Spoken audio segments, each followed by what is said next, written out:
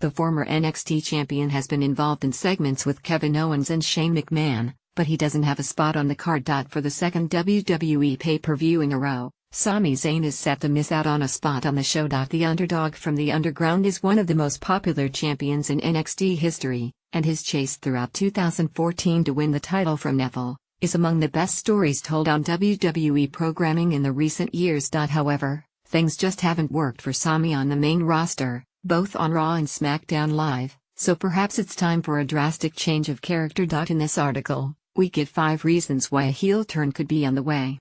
Number 5. Zayn is underused as a face. Let's get the obvious reason out of the way first. Sami is barely in big storylines these days.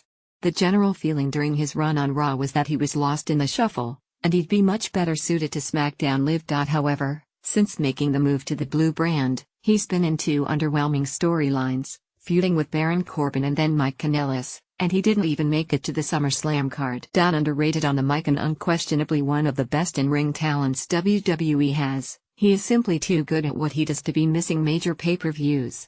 And if a heel turn allows him more opportunities, then a heel turn it shall be. The former NXT champion has been involved in segments with Kevin Owens and Shane McMahon, but he doesn't have a spot on the card. Number 4. Create a heel turn for the ages. There are just some people you don't expect to turn heel: Daniel Bryan, Becky Lynch, Johnny Gargano, Sami Zayn. But at this point, would a heel turn really hurt Sami? Instead of having him compete in meaningless matches on SmackDown, why not try him out as the heel and create a moment fans will remember forever in the process? Let's say he's involved in the main event. Imagine a situation where Kevin Owens looks set to defeat Shane McMahon when, all of a sudden, Zayn appears. Maybe his jolly music hits. Maybe he sprints to the ring to save the day. Maybe he prevents KO from shoving Shane O'Mac off the cell. However it's set up, just at a moment when Zayn looks set to rescue Shane, he could decide to turn on him instead. If that happens, I dare say it'll be up there with KO/Y2J and Ciampa/Gargano for double cross of the year. The former NXT champion has been involved in segments with Kevin Owens and Shane McMahon, but he doesn't have a spot on the card.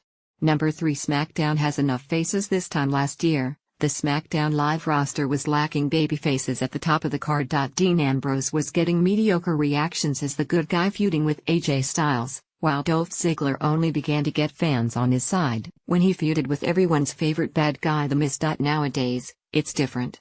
Styles and Shinsuke Nakamura are over wherever they go. Bobby Roode is going to stay a face as long as he's shouting glorious 10 times a match. Randy Orton's RKO is more popular than ever before, and Breezango are the stars of every show they're on.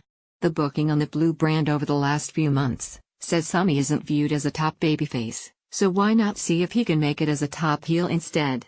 The former NXT champion has been involved in segments with Kevin Owens and Shane McMahon, but he doesn't have a spot on the card.